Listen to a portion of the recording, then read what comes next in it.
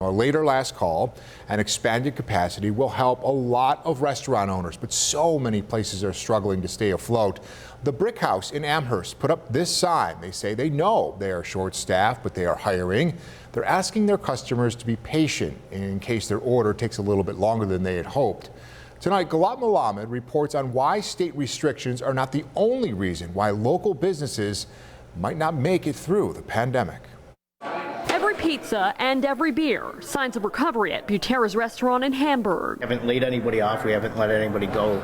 We remained open throughout the pandemic, but yet my unemployment insurance rate went up significantly. Owner-operator Jimmy Butera says a change in his weekly payment to the state labor department is making that recovery harder. The New York State Restaurant Association says the DOL raised the initial unemployment insurance rate for businesses across the state. Butera says this adds to other industry roadblocks, like fewer people seeking jobs. I don't see a light at the end of the tunnel right now. It just seems like we're getting pinched more and more. State Restaurant Association President and CEO Melissa Fleischute says rates used to be based off how many employees were on unemployment insurance.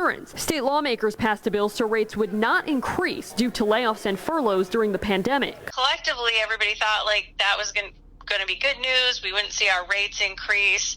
And it was one more thing we didn't have to worry about coming out of the pandemic. She says one local restaurant has now seen its weekly payment more than double in 2021. You may be better off than if you had been dinged for a furlough and layoff due to the pandemic, but everybody saw their rates go up, and it came as a real surprise to the restaurant industry. The Department of Labor says it understands that businesses need support right now, which is why employers are not charged for pandemic-related layoffs. Got to be another way that we could they could get that money back, recoup that money, than taking it out of the businesses that are already suffering due to the pandemic. Galat Malamed, 7 Eyewitness News.